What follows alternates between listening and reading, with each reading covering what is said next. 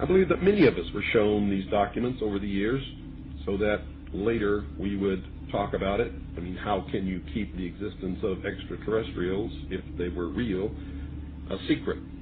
And how could anyone keep quiet knowing that they had seen documentation, official government documents labeled top secret, that expressed that these extraterrestrials were real and had visited this earth?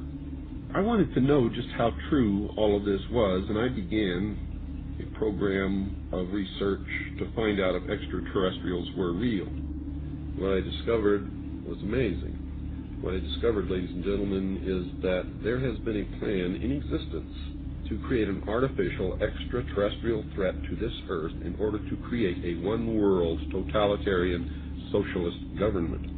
All the bombardment of the public with movies about flying saucers in the 50s, right after the United Nations Treaty was signed and the UN Participation Act was pushed through Congress, and all of the incidents since that have convinced the majority of the American people that flying saucers are real and extraterrestrials exist, and that flying saucers are from an extraterrestrial origin. This is being promulgated in many ways, by television commercials, in the movies, in the newspapers, by creating incidents either real or imagined.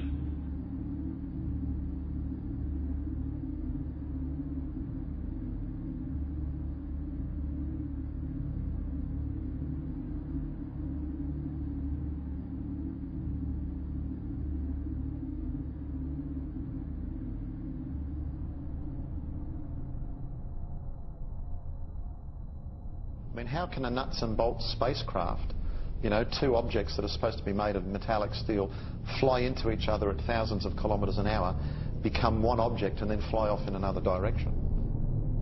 He says the UFOs do not seem to exist as tangible, manufactured objects.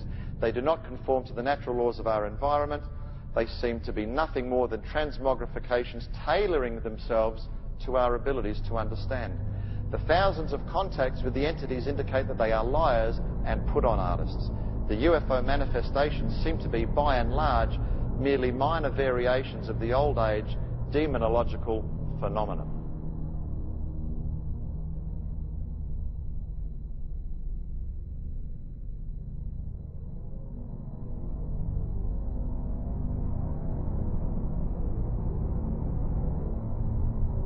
And again, the researchers will show you that the messages being received are deceptive in nature.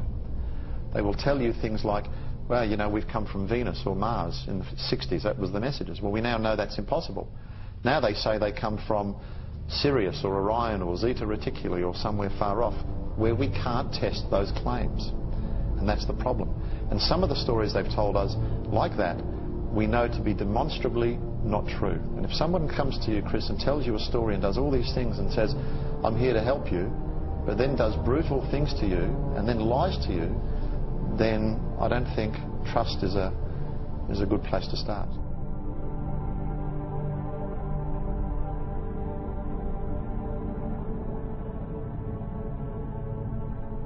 There is no evidence, I wish to emphasize, that these life forms from elsewhere are hostile towards us.